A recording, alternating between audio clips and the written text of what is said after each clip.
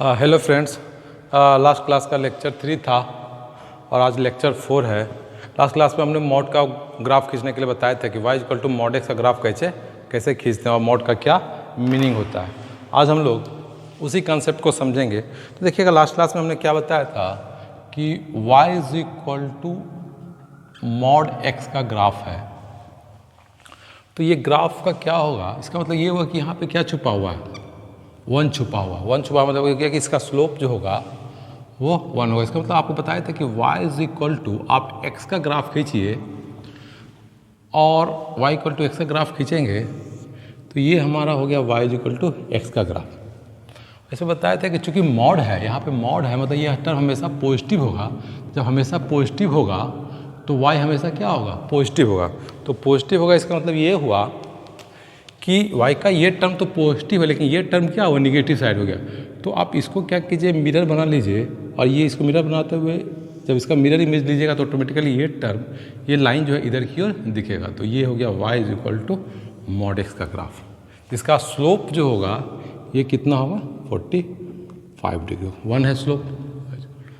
अगर मान लीजिए इसी तरह से आपको बताए थे कि y is equal to minus mod X का ग्राफ और खींचना हो।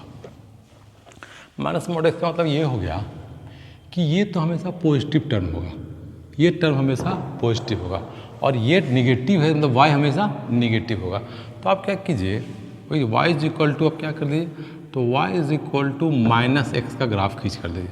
तो माइनस एक्स का ग्राफ क्या हो जाएगा, माइनस एक्स का ग्राफ ये हो जाएगा। चूँकि y हमेशा निगेटिव होना चाहिए क्योंकि y हमेशा निगेटिव होगा, क्योंकि पॉजिटिव और निगेटिव हमेशा निगेटिव होगा।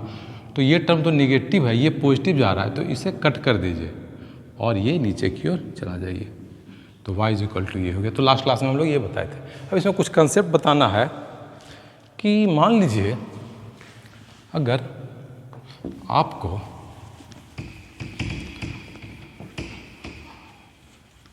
ये बोल दिया जाए कि आप graph खींचिए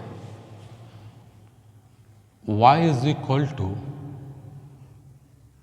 2x mod and y is equal to half mod का ग्राफ खींचना है और दोनों को रिलेट करना है। तो कैसे खींचिएगा, देखो 2x को हम लोग लिख सकते हैं, 2 तो पॉजिटिव चीज़ है, 2 को लिख सकते हैं 2 मॉड x लिख सकते हैं, y equal to 2 mod x को लिख सकते हैं। तो देख सकते हैं जिसका स्लोप जो है क्या है, 2 है, जिसका स्लोप 2 है। तो ग्राफ क्या होगा, ग्राफ का ट्रेंड वही होगा। हम लोग क्या करते हैं, y equal to mod X का ग्राफ खींच ले, तो मान लेते हैं ये मॉड एक्स का ग्राफ खींचेंगे तो ये लाइन 45 डिग्री पे जो जाएगा ये ग्राफ क्या हो जाएगा, y is equal to mod X graph होगा। अब इसी ग्राफ को हमको इसी ग्राफ पे हमको ये ग्राफ निकालना है, y equal to 2 mod X. 2 mod X का मतलब ये हुआ कि जिसका स्लोप 2 है, 2 का मतलब ज़्यादा हो गया।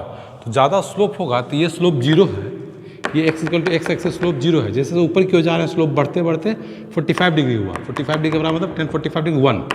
अब स्लोप कितना होना चाहिए, ज़्यादा होना चाहिए, कितने के बराबर होना चाहिए, 2 के बराबर। तो ऑटोमेटिकली हम लोग एग्जैक्ट जो है नहीं कर, लेकिन इतना कह सकते हैं कि y equal to mod X है उसके ग्राफ के ऊपर होगा क्योंकि स्लोप ज़्यादा है, 1 की जगह अब क्या हो गया, 2 हो गया।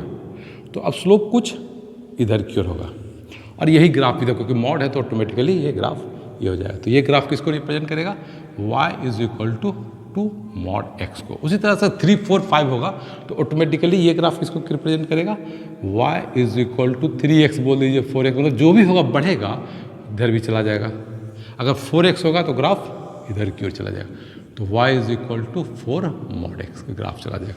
उसी तरह से अगर हाफ है इसको लिख सकते हैं half mod x. Half mod x मतलब 1 से कम है, तो 1 से कम है तो ऑटोमेटिकली ये लाइन के नीचे चला जाएगा। तो इस लाइन के नीचे जब जाएगा तो ऑटोमेटिकली कुछ ऐसा दिखेगा, ये इधर चला जाएगा तो ये भी इधर चला जाएगा। तो ये ग्राफ क्या हो जाएगा, y is equal to half mod X. तो हाफ मतलब 0.5, अगर 0.3 हो तो ये थोड़ा सा ऐसे चला जाएगा तो ये हो जाएगा y is equal to 1/3 mod X, y is equal to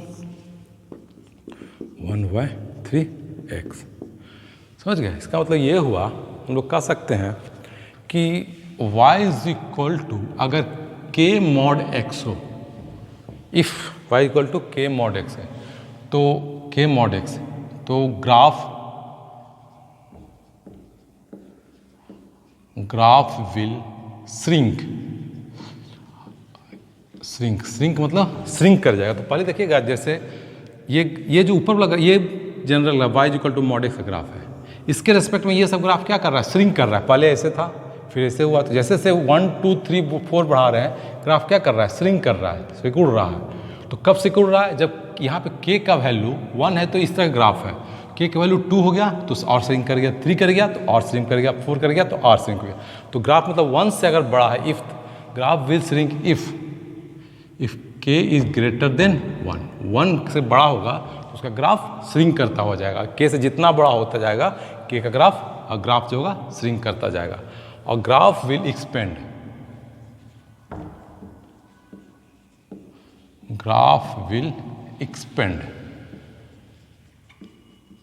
कब कर जाएगा, इफ देखिए जब ग्राफ 1 से कम है, हाफ हो गया, 1/3 हो गया, जैसे जैसे 1 से कम होते जा रहा है, ग्राफ क्या कर रहा है, एक्सपेंड करता जा रहा है। If k is less than 1, यही कुछ कम समझाना था आज के क्लास में, है ना। तो ग्राफ हम लोग आप लोग समझ गए होंगे। नेक्स्ट क्लास में हम लोग शिफ्टिंग ऑफ ग्राफ का मतलब ये हुआ कि अगर आपके पास कोई ग्राफ है, उसी ग्राफ को थोड़ा सा चेंज कर देते हैं तो ग्राफ किधर की ओर शिफ्ट कर जाएगा, एक्स एक्सिस की ओर शिफ्ट करेगा, वाई एक्सिस की ओर शिफ्ट करेगा, या किधर की ओर शिफ्ट करेगा, वो हम लोग नेक्स्ट क्लास में करेंगे। Thank you. ओके।